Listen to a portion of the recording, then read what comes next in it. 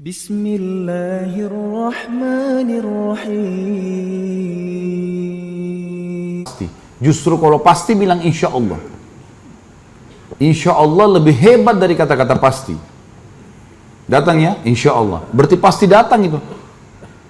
Karena kita sudah bilang insya Allah berarti Allah kan, kalau Allah izinkan saya masih hidup saya akan datang. Jangan dibalik, jangan insya Allah berarti ya bisa saja datang, bisa enggak. Ya? Kalau kita nggak bisa telepon, batalkan, maaf ya saya nggak bisa, batalin. Jangan tiba-tiba nggak datang, orang nunggu sampai berjam-jam. Saya subhanallah pernah sekali ke Jeddah, bawa barang amanahnya orang dari Indonesia, saya telepon orangnya, itu sampai mungkin 6 jam kali saya nunggu. Tunggu dari, sudah pakai baju ihram, nunggu di pinggir jalan, di tempat halte bus. Teleponnya, akhi ini ada amanah, titipan dia. Oh iya baik, saya datang sebentar, 10 menit lagi. Baiklah, 10 menit sebentar. 10 menit, nggak ada. Telepon nggak diangkat. Setengah jam saya lagi masuk. Oh iya sebentar lagi 10 menit. Begitu terus sampai 6 jam. Ya akhi, kalau ente nggak mau datang bilang, saya mau umroh ini. Ini nggak mungkin saya pegang terus seperti ini. Gitu kan. Akhirnya saya bawa ke Mekah. Nanti selesai setelah itu baru saya dititipin sama orang lain yang bisa sampaikan ke dia. Tapi untuk apa janji orang kalau nggak bisa? Maaf saya nggak bisa. Ya. Ada kaidah penting dalam hidup seorang mukmin, yaitu fi kulli sarahatin rah. Fi kulli sarahatin raha. Garis bawahi dan hafal itu ya. Bagi yang hafal ini saya kasih buku nanti. Coba ulangi. Oh ya.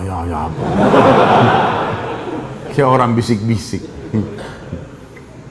Di setiap keterus terangan ada ketenangan jiwa.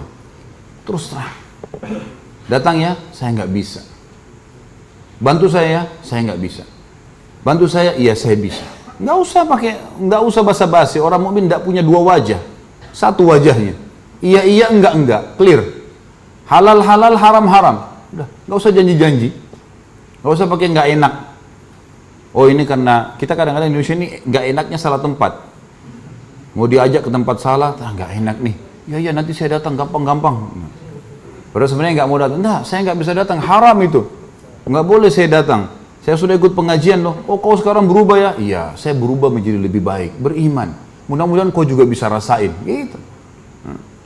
Ayo kita ketemu di diskotik ya, nggak bisa, haram. Saya sudah tahu sekarang. Kamu yang hadir pengajian saya ya balik aja dia. Besok nggak telepon lagi tuh. Dia sudah tahu udah berubah nih. Jadi mestinya begitu. Itu satu kaidah sederhana menyelamatkan kita dari sifat kemunafikan. Nggak ada wajah dua. Jelas semuanya. Ini orang kalau berumah tangga enak, orang kalau berparal bisnis enak, orang jadi atasan enak, jadi bawahan enak, semua enak. Karena orang tahu orang ini ya apa yang dia bilang ya iya. Nggak ada yang rahasia. Nggak ada sesuatu yang dirahasiakan, dalam arti kata memang ada hal-hal yang boleh kita rahasiakan ya. Tapi kalau umumnya memang orang tahu ya sudah nggak masalah. Kemudian yang keempat adalah kalau mereka berdebat, mereka curang. Itu sifat orang munafik yang keempat. Kata Nabi SAW, kalau 4 hal ini ada pada seseorang, pastikan dia munafik tulen sampai dia bertaubat. Jadi kalau dia berdebat, curang. Di sini kenapa dikatakan berdebat curang? Karena orang beriman tidak butuh berdebat. Tidak butuh. Teman kita benar, oh iya, Anda benar, saya terima. Selesai, clear. Di setiap keterus terangan ada ketenangan jiwa.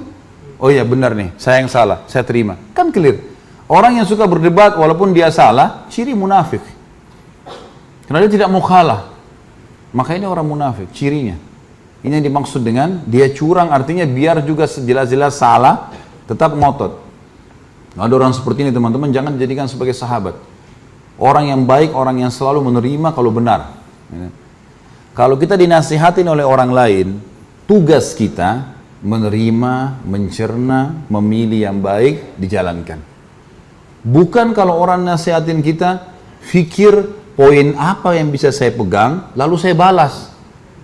Banyak orang begitu dinasihatin.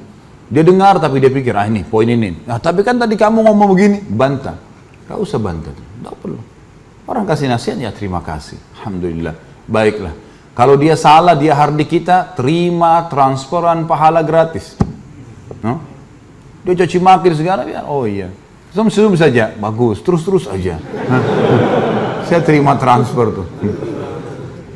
Saya pernah cerita ini, Ibnu Abbas radhiyallahu anhu pernah pakai jubah baru lalu dicaci maki oleh orang. Kamu begini, kamu begitu, kamu macam-macam. Apa yang terjadi? Ibnu Abbas diam sambil senyum. Sudah selesai orang itu caci maki, oleh Ibnu Abbas dibuka jubahnya. Ini hadiah buat kamu. Sampai malu orang itu. Tadi caci maki dia, kenapa Ibnu Abbas pakai baju baru? Cemburu gara-gara bajunya orang. Kenapa? Baju di badannya orang. Hah? Ngapain kamu yang cemburu? Badan bukan ada juga gitu ya. Kenapa harus cemburu? Tapi gitulah.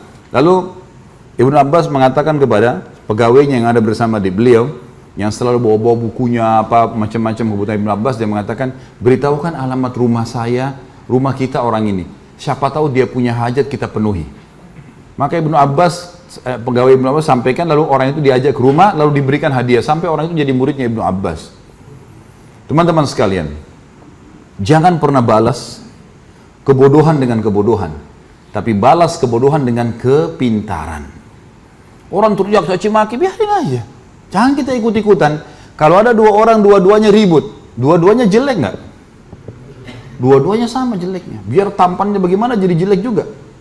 Matanya belalak, mulutnya besar-besar, kelihatan ludahnya muncrat semua.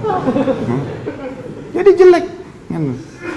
Kata Nabi SAW, kalau dua orang bertengkar, maka yang memulai pertengkaran dilaknat sama Allah tuh. Yang diam ini dikasih pahala sampai rivalnya ini balas. Kalau kita ikut balas, maka kita juga sama dengan dia. Jangan balas kesalahan dengan kesalahan, kebodohan dengan kebodohan. Kita digibah, kita juga gibah, itu kebodohan. Ada satu hal yang saya ingin titik beratkan teman-teman sekalian, penting sekali. Allah yang maha tinggi dan maha pemurah selalu mengawasi kita dengan keadilannya, dengan keluasan ilmunya. Hukumannya memang benar akan datang kepada pelanggar, perlindungannya memang datang kepada orang-orang yang terzalimi, pasti. Renungi riwayat ini. Musa alaihissalam pernah satu waktu berkata kepada Jibril alaihissalam, sampaikan kepada Allah, saya ingin melihat keadilannya Allah. Allah balas melalui Jibril alaihissalam, sampaikan kepada Musa, hai Musa, kau tidak bisa sabar kalau mau menilai keadilanku. Kau manusia, punya kapasitas. Susah kau mau menilai keadilannya sang pencipta. Kata Musa, dengan taufikmu ya Allah, saya akan coba. Baiklah, Allah tunjukkan satu kejadian saja, satu kasus saja. Hai Musa, pergi ke mata air ini. Pergilah Musa alaihissalam ke mata air itu. Pas tiba di mata air itu teman-teman, Allah memerintahkan Musa alaihissalam hanya lihat saja, nggak buat apa-apa, cuma melihat. Ada kejadian. Rupanya ini di padang pasir luas, ada mata air, ada air mengalir. Datang satu orang nunggangi kuda, lewat di situ. Orang ini minum, turun dari kudanya minum, rupanya di sisi pinggang sebelah kirinya ada kantong isinya banyak duit. Waktu itu jatuh di dekat air itu, orang ini nggak tahu, minum air pergi naik kuda. Musa alaihissalam lihat ini kejadian pertama ya. Tidak lama kemudian datang anak kecil, umurnya 9 tahun, 10 tahun, belum balik datang. Minum air di situ, dia lihat ada kantong duit, diambil sama anak itu. Pergilah anak ini. 2. Yang ketiga, datang orang buta. Orang buta ini mau sholat. Dalam kisah ini dikatakan mau sholat. Allahu alam, pada zaman Nabi Musa alaihissalam sholatnya apa sama dengan kita nggak tahu. Ya. Tapi jelas mereka punya ibadah, sholat gitu kan.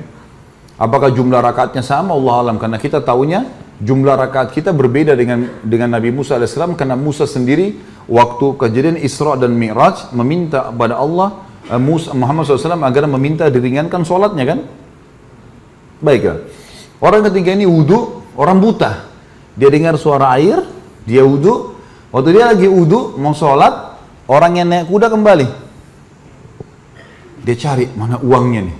Lalu dia bilang, Pak buta, kamu ya yang ambil uang saya. Kata orang buta itu, saya nggak ambil uang.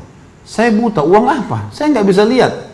Enggak, kau pasti ambil uang. Tadi saya turun di sini, saya minum sini, uangnya jatuh di sini. Enggak, ribut, cekcok, akhirnya si penunggang kuda membunuh si buta. Sudah selesai. Buyar kita. Sudah bubar sekarang, pergi orang yang itu, uangnya sudah hilang, si buta sudah mati di situ. Musa alaihissalam lihat. Musa berdoa sama Allah, ya Allah, saya nggak sabar lihat ini. Ini kejadian. Mereka tidak saling tahu nih ceritanya, tapi Musa lihat dengan mata kepala, jadi tahu maksudnya, kasusnya kan. Lalu Jibril datang mengatakan, hai Musa, Tuhan mau mengirimkan salam kepadamu dan mengatakan, makanya sudah dikatakan kau tidak akan sabar, hai Musa. Tapi perlu kamu tahu, Tuhanmu Allah maha mengetahui dan maha adil. Begini ceritanya. Si penunggang kuda itu tadi yang jatuh duitnya dengan hikmah Allah jatuh dari dia.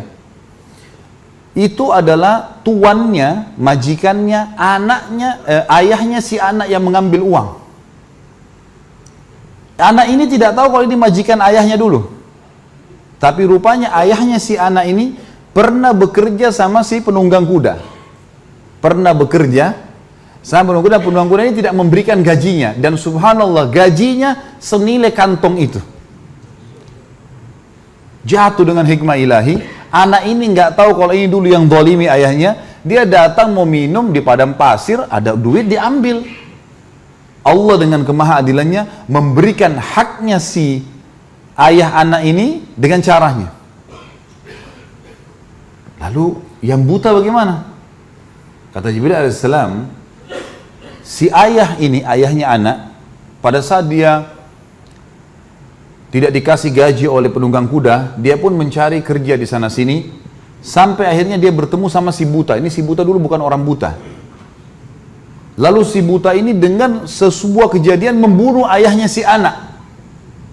Jadi dua orang ini yang jatuh duitnya penunggang kuda pernah mengambil hartanya ayahnya si anak. Si buta ini membunuh ayahnya si anak. Anak ini nggak tahu. Akhirnya Allah membuat si buta dibunuh oleh penjahat juga karena dia membunuh ayahnya si anak. Coba bayangin teman-teman, kalau kita di posisi manusia, bisa kita paham ini? Rumit sekali. Itu baru satu kasus. Bayangin berapa kasus ini. Hah? Itu hakim hadapin masalah saja bisa nggak tidur dia di pengadilan. Bagaimana kalau seluruh dunia ini masalah? Apa yang kita bisa ambil pelajaran dari kisah ini teman-teman sekalian? Bagaimana Allah mengawasi, mengontrol, dan kalau orang beriman berada di relnya Allah nggak usah khawatir. Nggak usah jadi orang munafik, nggak usah jadi orang kafir, orang mukmin enak. Dan Allah maha adil, pasti mengambil hak kita. Bayangkan ayahnya si anak ini sudah mati loh. Allah masih kembalikan haknya dengan caranya Allah. Allah mengatakan dalam Al-Quran, A'udzubillahi minasyaitonirrajim, innahum yakiduna kaida wa akidu kaida. Mereka mau ngatur tipu daya, aku juga mengatur tipu daya, kata Allah. Nggak bisa buat apa-apa mereka. Jadi teman-teman sekalian, tidak usah khawatir. Ada banyak orang lemparkan isu umat Islam lagi terdesak, nanti akan dibantai. Isu semua. Kita punya wahyu dari langit. Orang beriman akan menang. Selesai konsepnya. Mati terbunuh, mati syahid. Terzalimi, ambil haknya di akhirat. Nggak ada yang hilang. Nggak ada yang hilang. Jadi, bagaimana saja kita berada di realnya Allah. Ya. Dan setiap kali antum menghadapi sebuah masalah teman-teman sekalian, yang paling pertama lakukan muhasabah diri sendiri dulu. Bisa saja Allah mau kita beristighfar dengan hikmahnya. Kita punya salah, bertobat, astagfirullah wa atubu ilaih. Kita tobat kepada Allah SWT. Insya Allah kalau itu permasalahannya, connect nanti sisi itu berhenti gitu. Pemicu kita jadi masalah ini akan berhenti dengan hikmah Allah. Karena sebenarnya sumbernya di sini. Kalau kita tidak melakukan perbuatan, sudah tenang aja. Pasti ada sesuatu yang Allah inginkan, peninggian derajat kah, akhirnya nanti orang dikenal, nanti anyo ini, A, B, C, banyak hal lah. Kita berada di ranah, di zona yang dikuasai oleh Allah teman-teman sekalian. Allah melihat, Allah mengawasi segala-galanya. Orang beriman akan tentram dengan itu.